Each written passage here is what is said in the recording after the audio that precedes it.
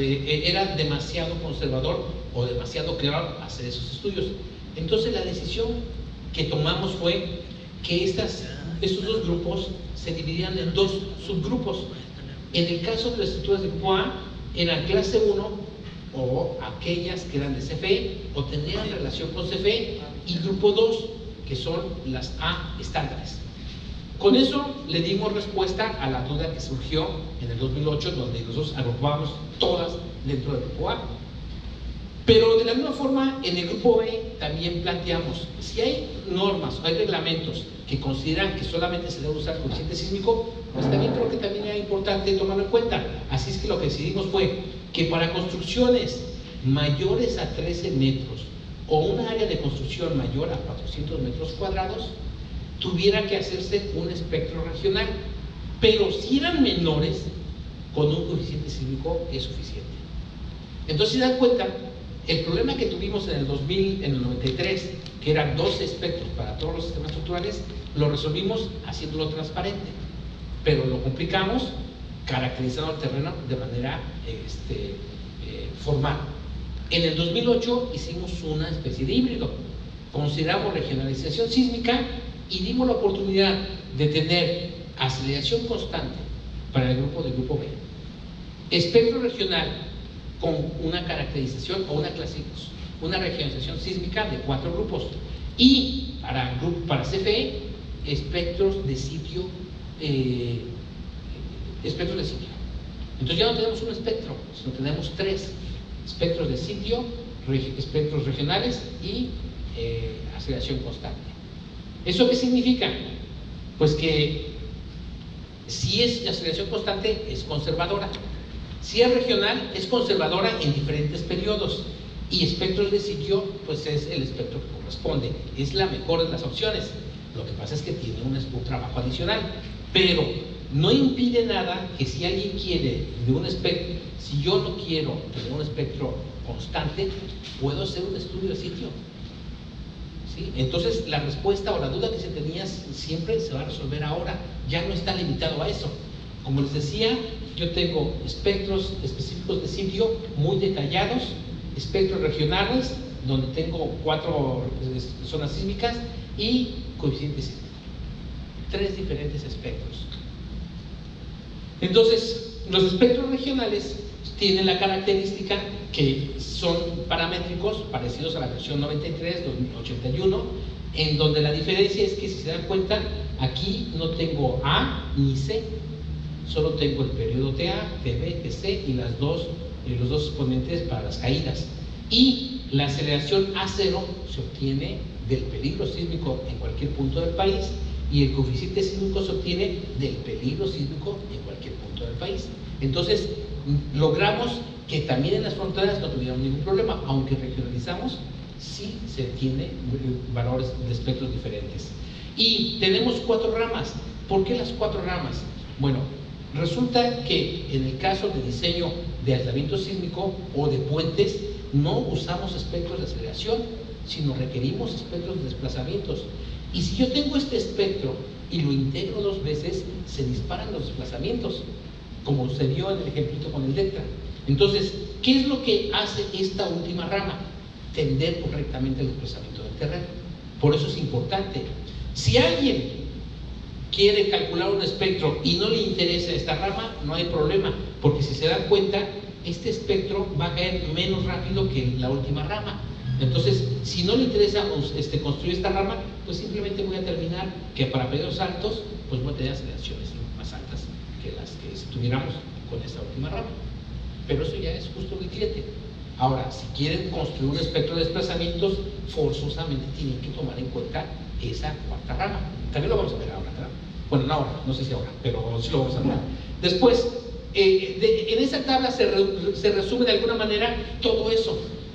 Para estructuras del grupo B2, como les dije, la aceleración que usamos es constante, o coeficiente sísmico, como lo quieran ver. Ese es el término que se usa comúnmente, coeficiente sísmico, que no es más que el valor máximo del espectro regional. En el caso de las estructuras del grupo B1 y A2, se puede usar un espectro probabilístico de referencia, o un espectro de regional. que serían el tradicional que hemos manejado. Ese es uno de los puntos que estamos tratando de ver cómo unificarlo, porque en la Ciudad de México ya también se separaron en grupos A1 y A2, creo. ¿Sí? Entonces lo que queremos es que este sea el grupo B tradicional y el grupo A tradicional. En el caso de estructuras del grupo A1, la diferencia es que están relacionadas con el sector energético. Y fíjense, si yo quiero obtener el espectro de las estructuras del grupo A2, lo tengo que multiplicar únicamente por 1.5, que era lo tradicionalmente que se hacía. Si quiero estructuras del grupo A1, sí sigo manejando el 1.5. La única diferencia es que no es un único espectro, sino que son 4. Si quiero para estructuras del grupo A1, necesito alguno de los siguientes espectros, según se indiquen las explicaciones. Es decir, un espectro probabilista para periodo de retorno especificado, espectro determinista máximo creíble con un periodo de retorno de 2465 años, un espectro probabilista de referencia que sería el mismo que los anteriores, o la envolvente. Y de los 4 se debe usar el más desfavorable. Entonces, se dan cuenta, la diferencia es importante porque para estructuras estándares le seguimos dando la facilidad al diseñador de construir espectros de referencia o espectros regionales simplificados, como se hacía en la versión 93, tratando de ser atractivo. Pero si son estructuras ya del sector energético, sí se les castiga, porque además del espectro probabilista, tenemos que determinar un determinista. Y en el caso de estructuras del grupo A+, el factor es 1.75 con respecto al B, o un espectro determinista, pero para un periodo de retorno de 10.000 años. Es muy estricto, además de hay que hacer muchos estudios de sismicidad, geológicos, pero tiene sentido, porque si yo voy a construir una termoeléctrica que va a generar muchísimos megawatts, pues tiene sentido no quedarme con un solo espectro. Hay que hacer un estudio formal de la sismicidad, de la geología, de muchas cosas. Pero en el caso de estructuras estándares, pues evidentemente lo que hicimos en el 2008, pues hicimos exagerado su aplicación. Por eso en esta versión tratamos de aclararlo y de hacerlo nuevamente pues práctico. Entonces, aunque son muchos números, en realidad son 3 espectros: coeficiente sísmico, espectro regional y espectro de sitio. Es así como se llama. Pero, como les decía, si alguien de este grupo quiere hacer un espectro de sitio, gusto. La diferencia es que va a tener un espectro con un pico. Si es una aceleración constante, pues es una línea. Si es regional, tiene una mesetota muy grande. Si es de sitio, tiene una forma de espectro de respuesta. Bueno, otro tema importante, el tipo de caracterización dinámica. Si es para estructuras de grupo A+ y A1, tiene que hacerse una exploración detallada, con propiedades dinámicas del perfil estratigráfico. Eso sí, la exploración ya no es a 45 metros, sino es solo a 30. Aunque sí hay que llegar a los 60 metros con exploraciones, con técnicas indirectas. Si es A2 y B1, es una exploración básica, pero creo que aquí va a regresarse al concepto de 1, 2 y 3, que de hecho es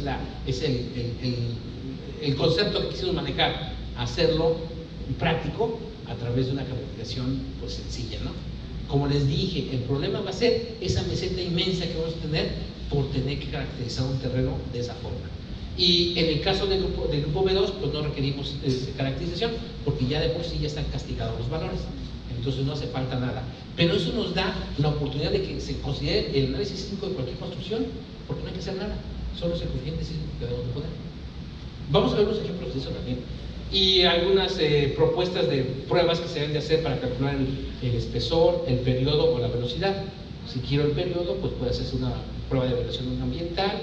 Si una velocidad, pues tenemos las pruebas de cross-hole, down-hole. Si son espesores, pues hay que hacer sondeos, pruebas de penetración estándar, varias cosas, pero se da la información. Y caracterizar el terreno para regiones, pues es nuevamente con velocidades de orden de corte, donde en la versión anterior eran 700 metros, ahora son 720. Velocidades arriba de este valor es terreno tipo 1. Entre 720 y 360 es 2, y abajo de 360 es 3. Más o menos lo mismo. ¿Se dan cuenta? Es igualmente fácil, y el ejemplo que vamos a hacer pues nos va a señalar eso, ¿no? Lo fácil que es. 4 ramas, en donde, si se dan cuenta, dentro de las ramas hay una especie como de corchetitos, ¿sí?, triangulares, en donde no significa que este beta multiplique, sino que este beta depende del periodo y del valor del amortiguamiento, que también lo vamos a ver.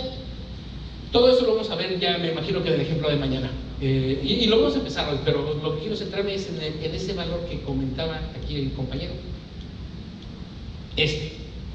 Resulta que nosotros dimos esta ecuación para tomar en cuenta los diferentes valores de amortiguamiento, pero no dimos los valores de amortiguamiento que debemos usar. En un intento de aclarar esta información se propuso esta tabla, en donde efectivamente para estructuras de concreto reforzado se mantiene el valor de amortiguamiento del 5%.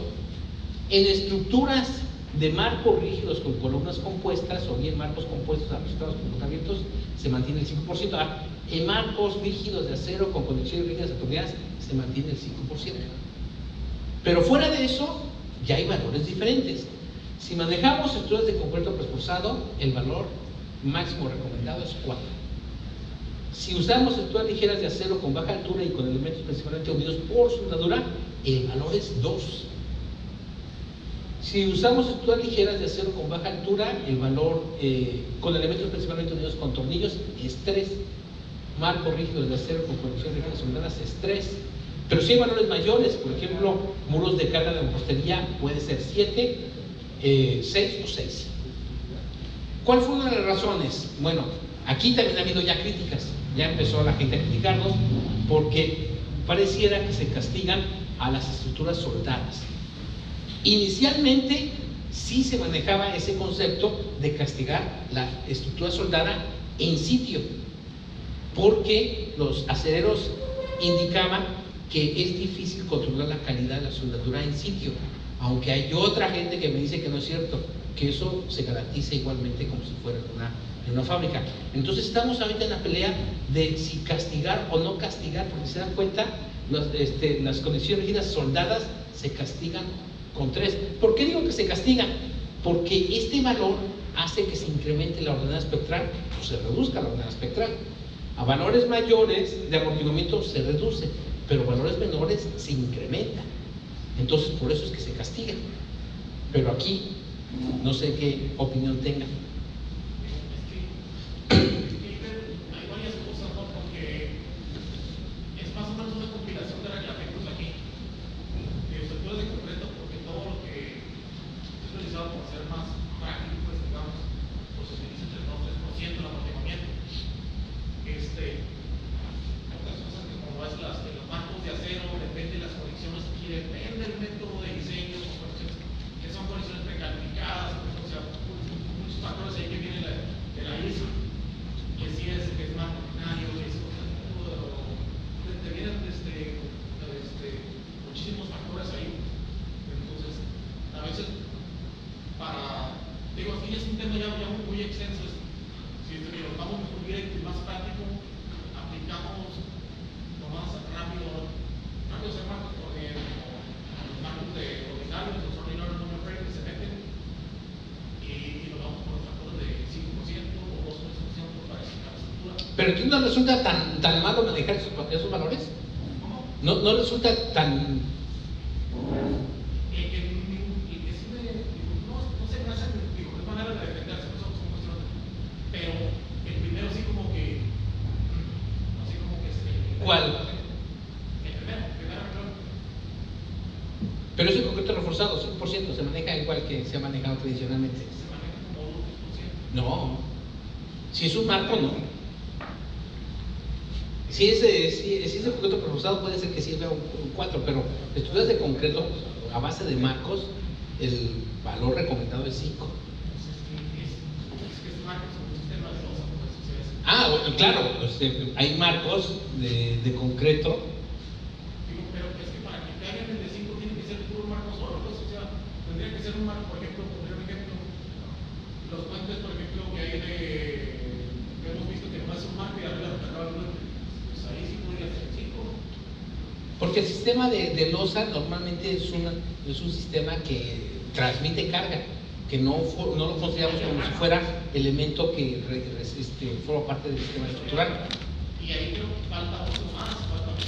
No, pues sí, ya vamos a ver. Más- Exacto. Bueno, reforzado. Pues también se castiga. Sí, claro. En una losa, o sea, no sé, la verdad no sé cómo digo, es la teoría, pero en realidad, cómo es práctico si tuviera, no sé, un tipo de una pieza vibratoria para realizar eso. El sistema de losa postensado, pero en una zona sísmica, cuando viene la componente vertical, ¿qué pasa? Empieza para arriba más, porque hay una fuerza hacia arriba y el marco quedó. Bueno, lo que sí me queda claro es que hay que hacer muchos cambios, ¿no? Bueno, vamos a empezar con el espectro, ¿sí? Para que ya no se me... Ya sé que ha sido un poco pesado, pero es importante revisar todo esto, ¿no? Vamos a empezar con el ejemplo. Tenemos unos minutitos para empezar con el ejemplo, sobre todo para ir planteando lo que vamos a hacer para mañana, ¿sí? Entonces, la presentación la tienen y la vamos a usar mucho. Mi forma de trabajar en esta última etapa es que ustedes vayan haciendo